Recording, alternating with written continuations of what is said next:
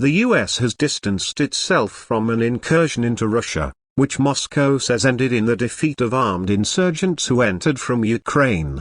Parts of the border region of Belgorod came under attack on Monday, in one of the largest cross-border raids since Russia invaded its neighbor last year. Russia later released pictures of abandoned or damaged Western military vehicles, including US-made Humvees. The US insisted it did not encourage or enable strikes inside of Russia. A State Department spokesman acknowledged reports circulating on social media and elsewhere that US-supplied weapons had been used, but said his country was skeptical at this time of the veracity of these reports. In a news briefing on Tuesday, Matthew Miller added, "It is up to Ukraine to decide how to conduct this war." Some Ukrainian military experts and bloggers have suggested that the images of destroyed US vehicles released by Russia could have been staged.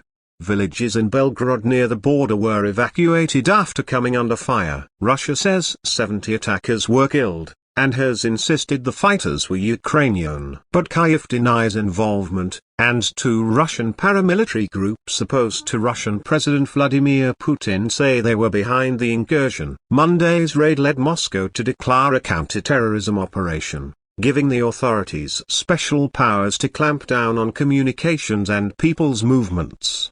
The measures were only lifted the following afternoon, and even then, one of the paramilitary groups was claiming it still controlled a small piece of Russian territory.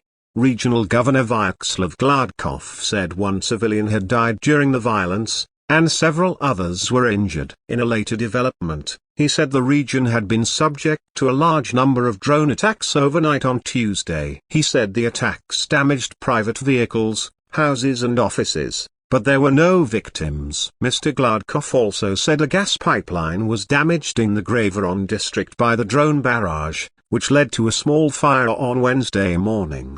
The claims by the warring sides have not been independently verified, although the BBC was able to establish that a building used by Russia's main security agency, the FSB, was among those hit during the violence. It is not clear what caused the damage. Commenting on the hostilities in Belgorod, Russia's defense ministry said a unit of a Ukrainian nationalist formation had invaded its territory to carry out attacks.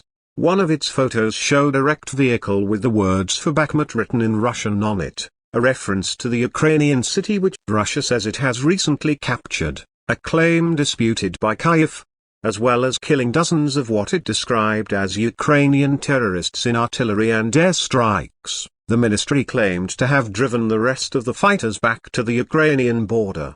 But Ukrainian officials said the attackers were Russians, from groups known as the Liberty of Russia Legion and the Russian Volunteer Corps, RVC. Social media posts from the two paramilitary groups appeared to confirm their involvement. Both groups also told Ukraine's public broadcaster Suspiln that they were creating a demilitarized zone on the border with the Russian Federation from which they will not be able to shell Ukraine. Any assaults on Russian soil make leaders in the NATO military alliance of Western countries nervous, meaning that the developments could prove a mixed blessing for Kyiv. The cross-border incursion may be embarrassing for Moscow, and go some way to offset the bad optics for Ukraine of reportedly losing control of Bakhmut after months of intense and bloody fighting.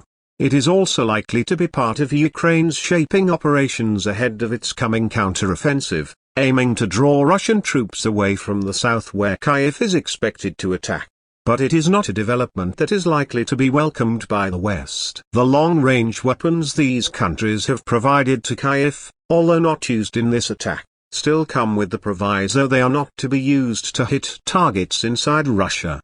Despite official denials from Kyiv, it is hard to believe this raid was launched without assistance from Ukrainian military intelligence. It plays into the Kremlin narrative that Russia's own sovereign security is under attack from malign forces backed by the West. It is a narrative likely to be fueled by reports that some of those who took part are linked to far-right extremism, reinforcing Moscow's claim that it is trying to rid Ukraine of neo-Nazis.